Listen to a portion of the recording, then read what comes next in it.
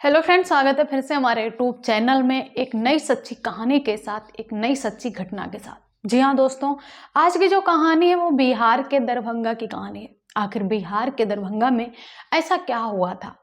बिहार के दरभंगा में एक छोटी सी फैमिली रहती थी। उस फैमिली में एक लड़का रहता था जिसके सिर्फ माँ बाप थे और कोई भी भाई बहन नहीं था।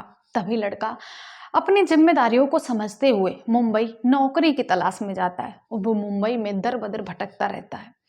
एक दिन उसे अचानक ही एक जॉब मिल जाती है, जो कि उसे एक कंपनी में जॉब मिलती है। दोस्तों, वो कुछ दिनों तक उस कंपनी में जॉब करता है। इसके बाद उसका मन नहीं लगता। तभी वो कंपनी को छोड़ देता है और उसकी तबीयत खराब हो जाती है। तभी जो साथ के लड़के थे वो कहते हैं कि शायद तुझे मुंबई का पानी सूट नहीं किया है, इस वजह से तेरी तबीयत खराब हो गई है। इसके बाद लड़का फिर से जॉब की तलाश में भटकने लगता है। तभी वो घर घर में जाकर गेट खटखटाता था।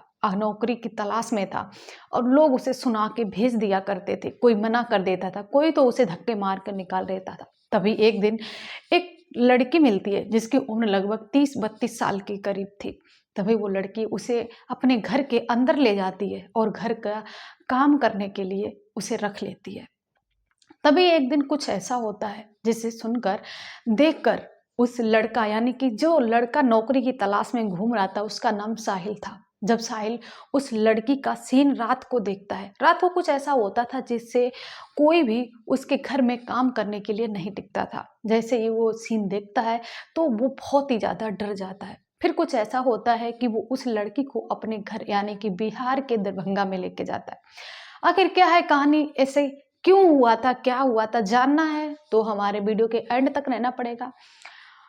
तो बने रहिए हमारे इस वीडियो के एंड में और देखते रहिए कि आखिर इस कहानी में ऐसा क्या है। लेकिन उससे पहले अगर आप इस चैनल पर नए हैं तो प्लीज चैनल को सब्सक्राइब कर दीजिए, बेल आइकन को प्रेस करके एक वीडियो को लाइक जरूर कर दीजिए। दोस्तों, अब समय को जाया ना करते हुए बढ़ते हैं वीडियो में आगे और बताते हैं विस्तार से। बिहार के दरभंगा में एक छोटा सा गांव रहता है। उस छोटे से गांव में एक छोटी सी फैमिली रहती थी, जिस फैमिली में एक लड़का और उसके बुजुर्ग माँ बाप रहते थे। अब माँ बाप बूढ़े हो चुके थे, इस वजह से लड़का अपने जिम्मेदारियों को लेकर मुंबई काम करने के लिए निकलता है। मुंबई में वो अपने गांव के दोस्तों के साथ जाता तो है, लेकिन उसे जॉब में मन नहीं लगता है। कंपनी की जॉब थी, 8 घंटा उसे उसमें बंद रहना पड़ता था। ये लड़के को अच्छा नहीं लगता था। लड़का चाहता था कि उसे अपने तरीके से काम करने की नौकरी मिले और उसे खुले में रहने को मिले। दोस्तों, इसके बाद लड़का वहां पर नौकरी छोड़ देता है और अचानक ही उसकी तबीयत खराब हो जाती है। जब लड़के की तबीयत खराब होती है तो साथ के जो दोस्त थे वो कहते हैं कि शायद तुझे मुंबई का पानी सूट नहीं किया, इसलिए तेरी तबीयत खराब हो गई है। अब साहिल वहां पर मुंबई में दवाई लेता है। दवा लेने के बाद उसकी 1-2 दिन में तबीयत ठीक हो जाती है और फिर से वो नौकरी की तलाश में निकल पड़ता है। जब वो नौकरी की तलाश में दर-बदर भटक रहा था, घर-घर में जाकर गेट खटखटाता था कि काश उसे कोई घर का काम मिल जाए या ड्राइविंग करने को मिल जाए, कोई अपनी गाड़ी चलाने को दे दे। वो ऐसा काम चाहता था। दोस्तों, इसके बाद वो एक बहुत ही अमीर लड़की, जिसकी उम्र लगभग 30-32 साल के लमसम थे, उसके घर में जाके गेट खटखटा रहा था। तभी पीछे से आवाज़ आती है कि क्या कर रहे हो तुम यहाँ? इसके बाद जब लड़का घूम कर देखता है तो देखता है कि बहुत ही सुंदर लड़की एक गाड़ी से उतर रही थी। जब वो गाड़ी से उतरती तो लड़की कहती है, क्या तुम चोर हो? आखिर क्यों तुम गेट घर का दरवाजा खटखटा रहे हो? तभी लड़का कहता है कि जी नहीं, हम चोर नहीं हैं, बस हम नौकरी की तलाश में दर-बदर भटक रहे हैं। हमें नौकरी मिल जाती तो अच्छा होता। तभी लड़की कहती है, तुम क्या काम करोगे? तो कहता है कि हम कुछ भी काम करेंगे। कहती है, कुछ भी करने को तैयार? बोला हाँ। लड़की कहती है, क्या तुम पैसे के लिए किसी का खून भी कर सकते हो? लड़का कहता है नहीं। इसके बाद उसके हाथ पैर जोड़ता है, रिक्वेस्ट करता है, कहता है प्लीज मुझे अब नौकरी नहीं चाहिए, मुझे ऐसी नौकरी नहीं चाहिए, मुझे ऐसा पैसा नहीं चाहिए। दोस्तों, लड़की उसके आंखों की तरफ देखती है, उसके चेहरे पर देखती है तो उसे एक सच्चाई नजर आती है। इसके बाद वो उस लड़के को अपने घर में अंदर लेकर जाती है और कहती है कि हम तुम्हें नौकरी पे रखने के लिए तैयार हैं। क्या तुम मेरे घर का सारा काम करने को तैयार हो? लड़का कहता है हाँ, हम घर का सारा काम कर लेंगे। दोस्तों, लड़का कहता है कि ठीक है, मैं काम करने के लिए तैयार है। आयशा उसे घर का सारा काम समझा देती है। सारा कुछ बता देती है। इसके बाद लड़का से कहती है घर की, देखता है लड़का घर में जाकर तो सारा घर बहुत ही ज़्यादा गंदा पड़ा था, किचन में बहुत ही गंदगी थी। इसके बाद लड़का काम में लग जाता है और अपने घर का सारा काम खत्म कर देता है।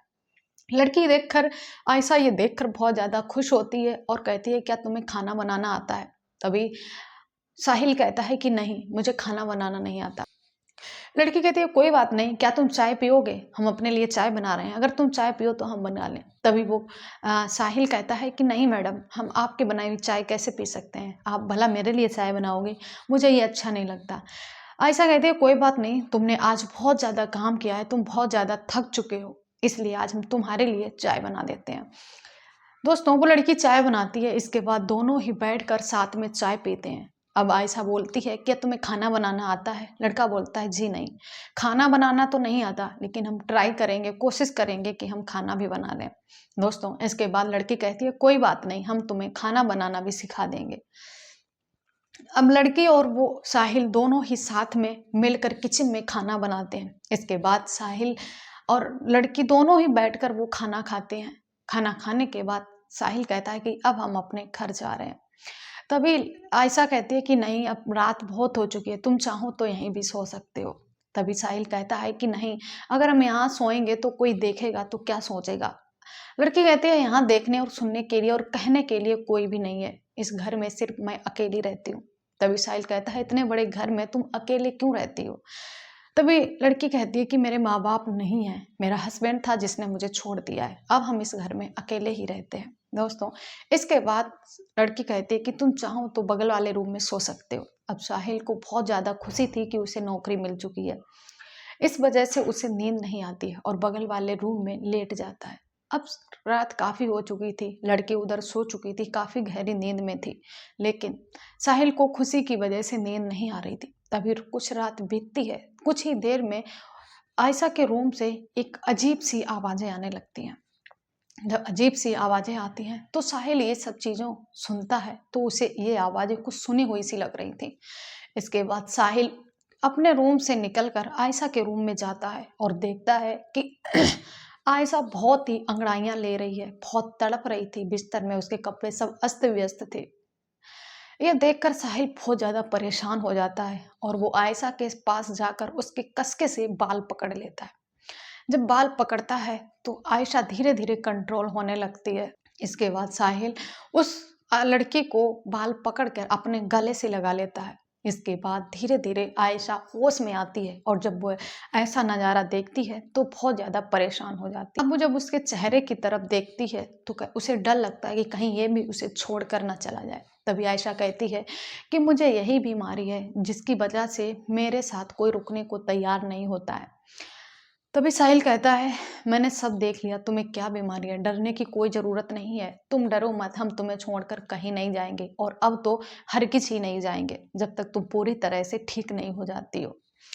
मुझे पता है तुम्हारे अंदर क्या है, आखिर तुम्हें ऐसी बेचैनी क्यों होती है। दोस्तों, उस लड़के ने उस लड़की के अंदर जो आत्मा थी उसे देख रहा था।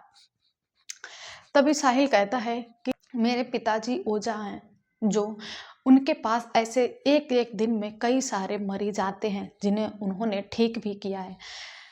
तुम चिंता मत करो, तुम बहुत ही जल्दी ठीक हो जाओगे। लेकिन तभी आयशा सुनती है तो बहुत ज़्यादा खुश हो जाती है, कहती है क्या सच में ऐसा हो सकता है? साहिल कहता है तुम टेंशन मत लो, तुम ठीक हो जाओगी, बस मुझे अपने पिता से बात करनी है। इसके बाद साहिल अपने पिता से बात करता है और आयशा के बारे में सारी बात बताता है। इसके बाद जैसे ही नवरात्र स्टार्ट होते हैं के बाद उसके पिता कहते हैं कि जैसे ही नवरात्र स्टार्ट होते हैं वैसे ही तुम उस लड़की को लेकर आ जाना, इसके बाद हम सब ठीक कर देंगे। दोस्तों, साहिल उस लड़की से कहता तुम ठीक तो हो जाओगी, लेकिन इसमें एक प्रॉब्लम है। तभी आयशा कहती है क्या है? आयशा बहुत ज़्यादा डर जाती है, कहीं उसे लगता है कि ये कहीं ऐसा तो नहीं कि ये भी मना कर दे या फिर वो उसे छोड़कर भाग जाए, लेकिन ऐसा कुछ नहीं था। साहिल कहता है कि इसके लिए तुम्हें मेरे साथ मेरे गाँव चलना होगा, बिहार। तभी लड़की कहती है कोई दिक्कत नहीं, हम चलने को तैयार हैं, क्योंकि साहिल के चेहरे पर उसे सच्चा इंसान नजर आ रहा था, उसके अंदर वो सच्चाई अच्छाई दिख रही थी जिस पे वो आंखें बंद करके भरोसा कर सकती है। दोस्तों इसके बाद आयशा साहिल के गले से लिपट के बहुत ज़्यादा रोती है और साहिल उसे समझाता है और उसे ठीक करता है।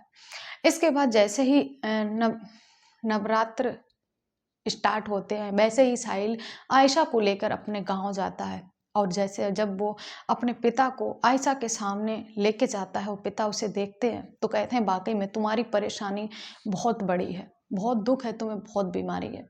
दरअसल बात वहां से स्टार्ट होती है जब आयशा लगभग 20-21 साल की थी।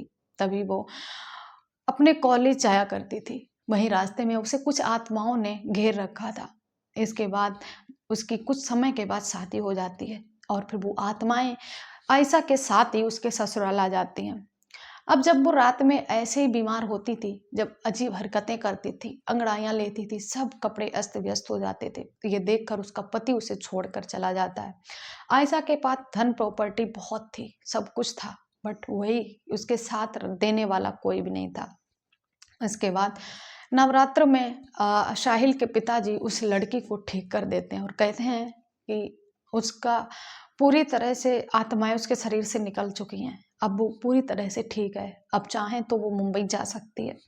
अब गांव में भी तरह तरह की बातें बनने लगी थी। कुछ लोग कहते थे कि ये किसी लड़की को भगा के लाया है, कुछ कहीं कोई कुछ कहता था। दोस्तों इस वजह से अब साहिल की भी बहुत बेइज्जती हो चुकी थी और लड़की के बारे में तरह तरह की बातें करते थे। ये बातें आयशा को पता चलते हैं कि वो उसकी वजह से कितना बदनाम हो रहा है, लोग क्या क्या बोल रहे हैं। इसके बाद वो साहिल को भी कहीं ना कहीं पसंद करने लगी थी और साहिल उसे भी करने लगा था। दोस्तों दोनों ही एक दूसरे से अपनी बात कहते हैं, प्यार का इजहार होता है और इसके बाद आयशा साहिल के साथ शादी करने के लिए प्रस्ताव रखती है।